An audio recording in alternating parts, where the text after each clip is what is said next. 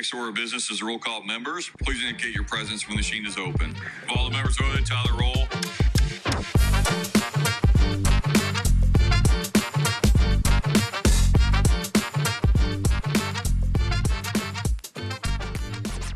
Welcome back to another edition of Sessions.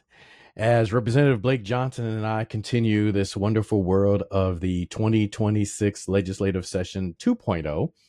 So I'm not sure how we look. We might look a little worn out. We'll talk a little bit about that if we do, and just talk about what's been going on. So, Blake, how you doing? Tired, man. This is I feel like we're just in a consistent sprint.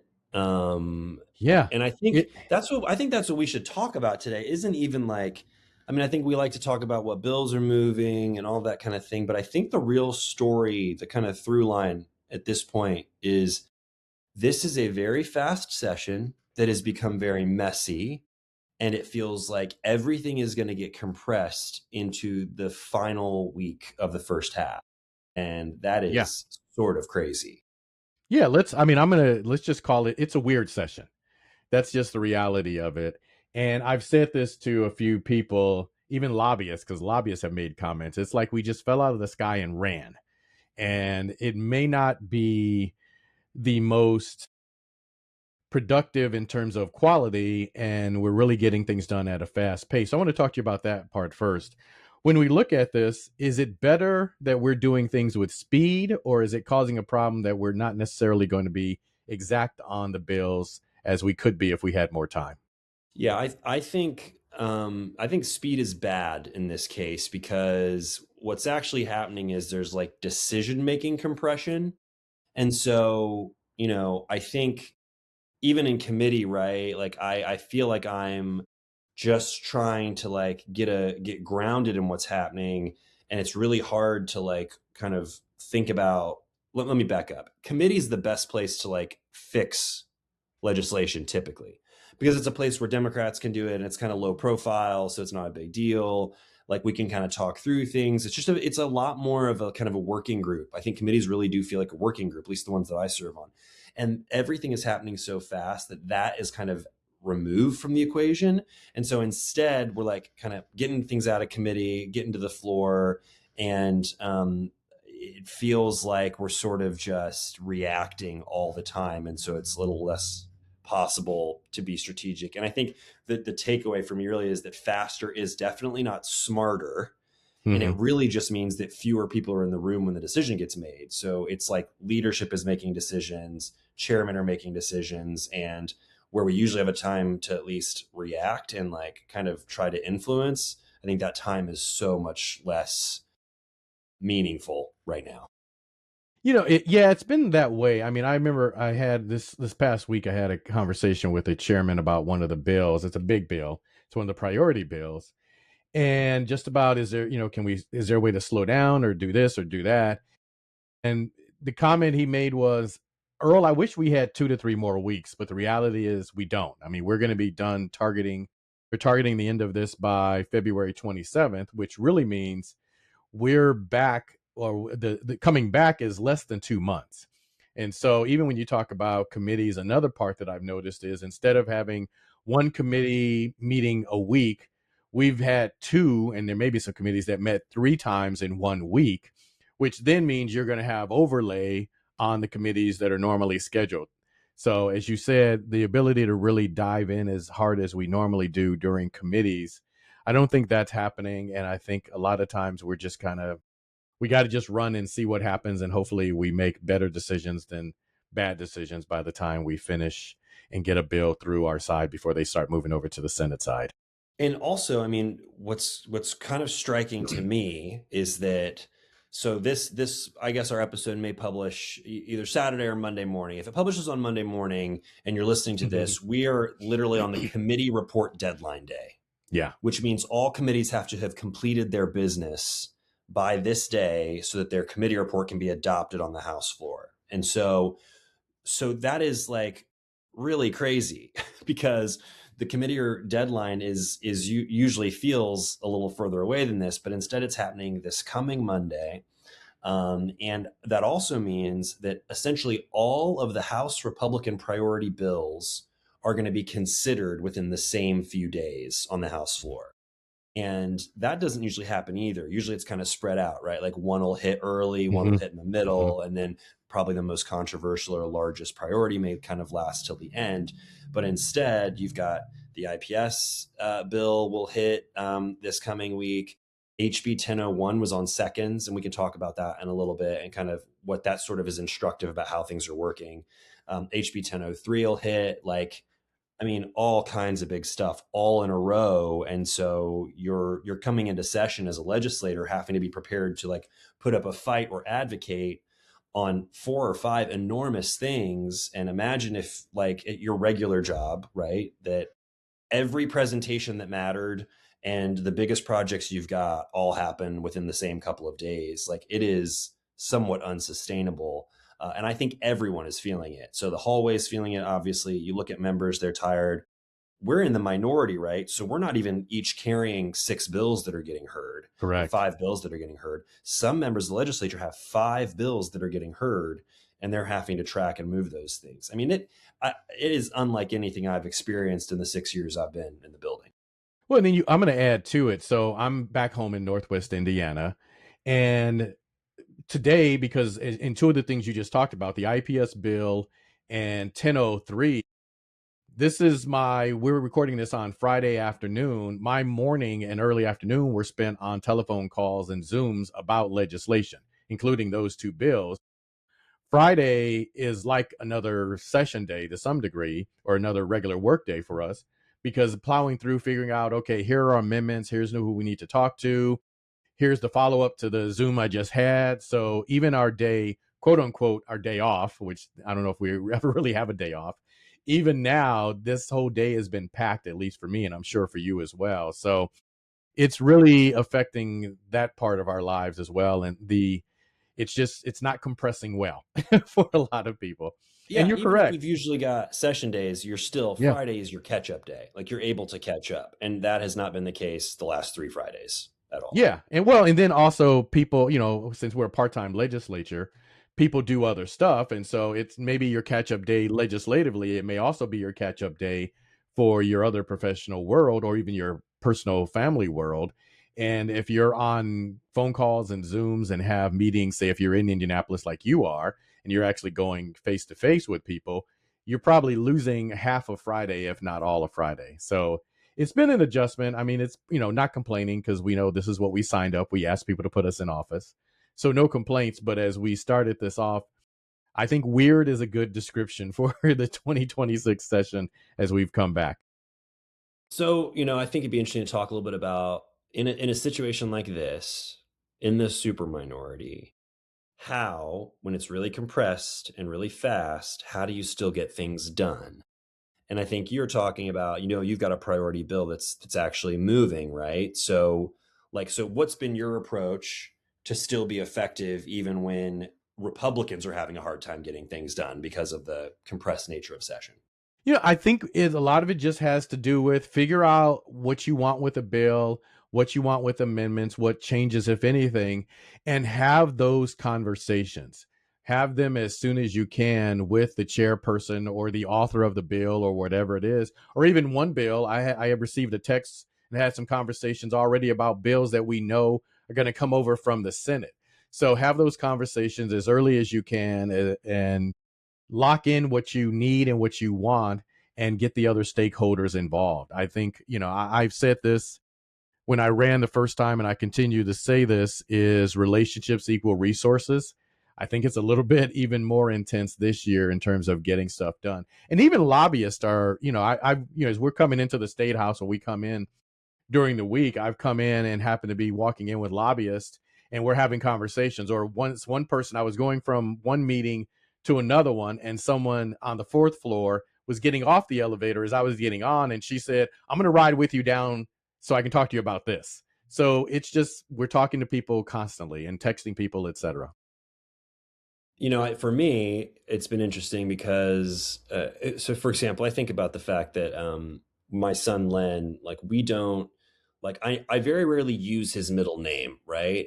But because when you do it, and I think my mom used to do this too, when you finally use the middle name, it kind of gets his attention. He's like, why is he using my middle name?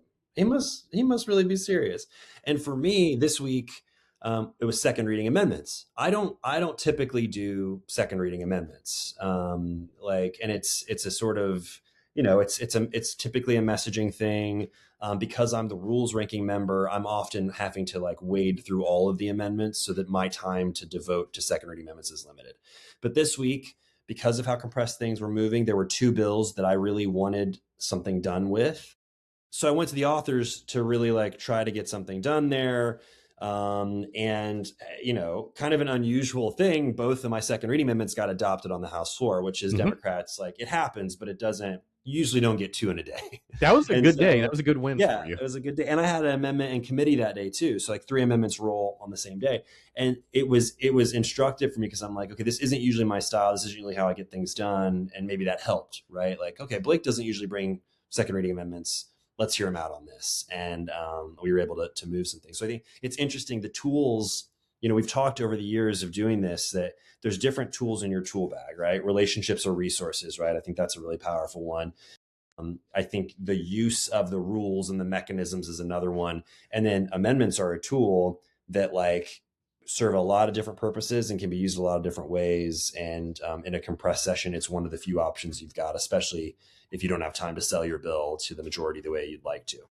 Yeah, and I'm noticing also, as we're talking about compressing, is I see some combining. So I am a co-author on a bill that Representative Karikoff authored that creates tourism improvement districts, and I've been talking tourism and economic development since I got elected, and we all know about the fact that the Chicago Bears, and I'm going to say it, will be coming to Northwest Indiana. And so what I was asked by Karikoff and by Representative Snow, who carries the DLGF bill, the local government, is, hey, we want to amend the TID bill into that bill, which I'm sure just has to do with, let's just have less bills to deal with, because I think there's another bill we amended in there as well. And so, number one, I appreciate the opportunity to be the one that carried that. But I think that's also part of what's going on, is you wouldn't have seen necessarily those combinations happen. But there's an interest in getting all of them done. We got to compress time. And I'll share with you even a conversation I had, because I'm on Ways and Means with Chairman Thompson last week. And he even said this. He made the comment, he goes, I'm not even sure with all the recommits how we're going to get through all the bills coming to Ways and Means. So there is some maneuvering happening to see how we can compress and get things done. Yeah, I mean, things going to Ways and Means. So your committee report deadline is the same as every other committee, It's right? So Monday. We start 8:30 Monday morning. And for those of you, well, I guess we'll know by the time this is published, is what the snow situation will be this weekend and how that's going to yeah, impact people let's coming talk in. about that for a second, right? Oh, I So know. committee report deadline is Monday. Ways and Means has more bills than they can possibly get through Hmm. on a good day. Mm-hmm. So, I mean, so if the storm affects people's ability to get to the state house, then you might not have quorum in Ways and Correct. Means. You may not have quorum on the House floor. And then Correct. everything that had anything still stuck in committee is dead. So I'm going to say dead with an asterisk, because, sometimes rules change. But Sure. yeah, I mean, that's it. And there are a bunch of us that are not local to Indianapolis, of course, on Ways and Means. There are, what, three of us? There's Andrade, Slager, and I that are from Northwest Indiana. I mean, there's other people from other parts of the state that are on that committee. I'm keeping an eye on how the weather is going, and that'll help me with some decisions on when I actually head to Indianapolis. Yeah, no But kidding. yeah, and we're actually, as we will know by the time people are watching this, northern, which is normally we get more snow. Actually, more snow is coming up from the southern part. So the southern part of the state is going to get hit harder than us. So it may not be so hard for Andrade, Slager, and I, but people coming from other parts of the state might have a bigger issue. My struggle. Yeah. Okay. So, Yeah. Earl, what does all of this mean, right? In terms of, okay, we're talking about speed, we're talking about compressed decision making, we're talking about using different tools to try to keep things moving. What does this type of session mean for the actual outcomes and for the things that serve or should serve the public? It's always best, if in an ideal world, to take our time and make sure that all the bills are done the correct way and that they're most effective. It's been really in the back of my mind, and this may be the first time that I have verbalized this. We know this happens. Like we're working on Senate Bill 1, or what Senate Bill 1 did in 25, and the personal business property tax, what it did in 25, because those are causing some issues, and so we're looking at doing some corrections on that. But the thing that I've thought about is we might be, depending on how this plays out, putting in a lot of effort in 27, which of course is also the budget year. What are we going to be doing in terms of making modifications in 27 to bills that we unfortunately had to rush with through 26? And then the other thought, and I did have this conversation with someone, I wonder how many bills are going to swap houses and that's it. Because the second half, not only do the bills swap, but we also have to squeeze in conference committees. So I could see there being a handful of bills that don't even get touched in committee when they swap houses. Yeah, I think that's right. And I think, you know, so a couple things, right? Sloppier policy probably is happening. We're not catching the unintended consequences as well as we might. And that's not, you know, Republicans actually try to catch the unintended consequences too sometimes. And so it's Yeah. not just us, like, but Mhm. that's not happening. I think for some bills, there's less opportunity for local voices to weigh in. You know, so I mean, there have been bills they've taken a lot of testimony. I'm not saying they've completely shut it out, but like it does make it harder if you're jamming everything in to like give people the time to testify and all that they need. But yeah, the idea that we'll have essentially 30 days, not even, like to do conference committees and get through all the Senate bills, and the same for them with our House bills. There is no way that a significant number of bills aren't going to end up just falling by the wayside. Yeah. And they usually, and bills die every year when we do the Mhm. crossover, right? Every single Mhm. year. I think those numbers are going to be higher than usual. And I think stuff's going to die in rules as well. Like we'll just, you know, get assigned to rules and maybe it doesn't. I mean, who knows? So this is it, like you said, weird. And it feels chaotic, which is also why this is what our third episode publishing. Cause it's Yeah, like, I know. we're like, hey, we got to record. And it's like, well, okay, but I have no time at all. Right. No time at all. And you have no time at all. So, Mhm. and if I tried to do it at 9 o'clock at night, I'll already have fallen asleep because of the kids. So, yeah, I mean, this is just wild. So what are you hoping happens the next 5 days as we kind of like wrap up the first half? So I want to add one more part before I answer that question to the previous part, because this I just popped in my head as you were talking from one of the conversations I had today, which had to do with one of those major bills that I don't see it dying. It's gonna go through. It just at this point trying to figure out what it's going to be. But I was on the phone with a representative and a senator, and we were talking about amendments to do in Ways and Means and on the floor on the House side. And part of that conversation was also there may be some fixing, repairing, whatever you want to call it, of this bill on the Senate side because we just don't have enough time to do on the House side. So I think that's potentially at play. Is we can't finish it over here, we're going to finish it over here, which then I believe means that there may be more bills that go by the wayside because more time has to be spent in the opposite house getting the bill to its best place. So I think that's also going to be in the mix as well. So what I think is going to happen the next 5 days, I think we're all going to be running and gunning. We have Monday is the committee deadline. So committees have to be done with bills by Monday. If they're not, those bills die. Second reading amendments, and I'm looking over here just to double Yeah, check I'm looking my at calendar. pulling up our calendars Yep. live on the air here. So the 26th is committee deadline. The 28th is second reading amendment deadline. So any amendments that are going to go into bills before they move and are finalized have to happen for us on the House on Wednesday. And then Thursday, we turn around, and that is the deadline for the first half. So we could potentially have a lot of conversation and a lot of session going on Wednesday and Thursday. So I'm just kind of holding on.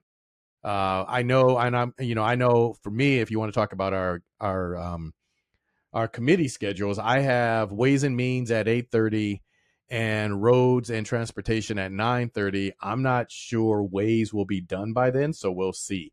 So there we go again, potentially some overlapping of committees, and I'm the ranking on Roads, so I really need to be there, but we'll see how all that plays out on Monday.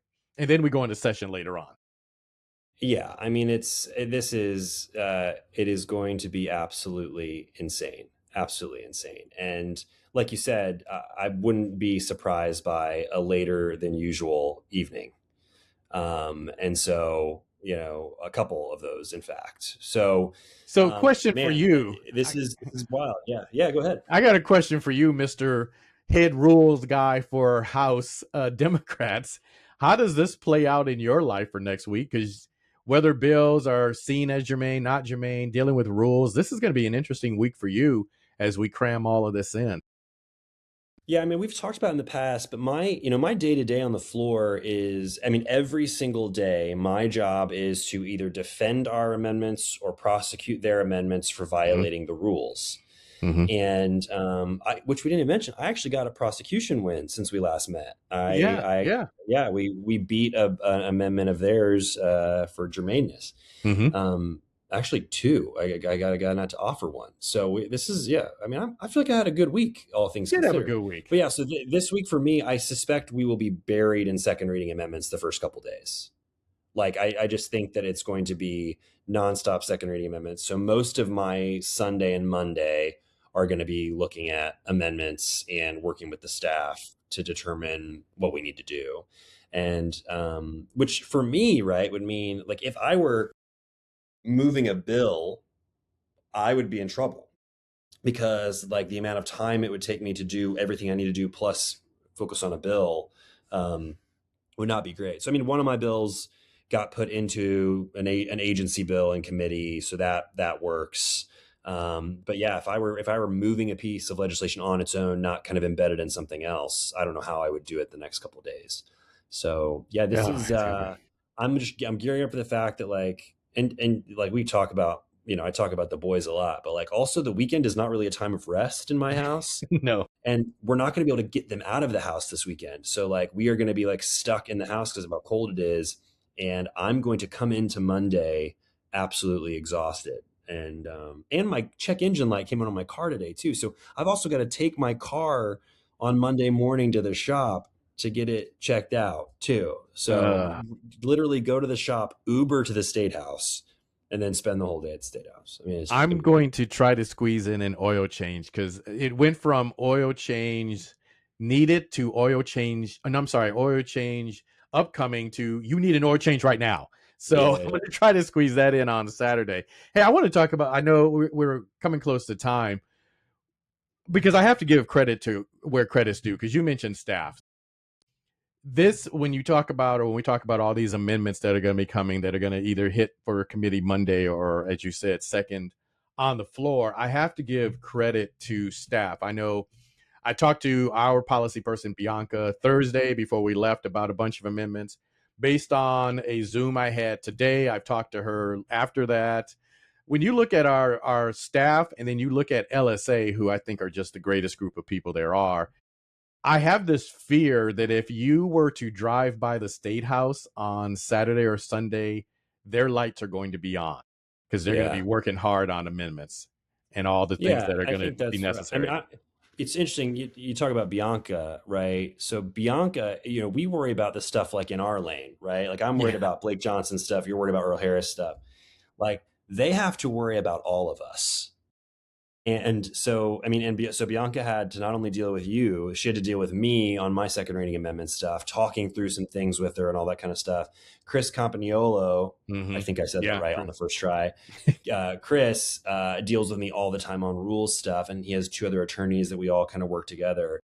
But yeah, I mean, they are nonstop. I mean, talk about a sprint. Like we're sprinting. They are, I mean, absolutely at an outright sprint nonstop the entire time.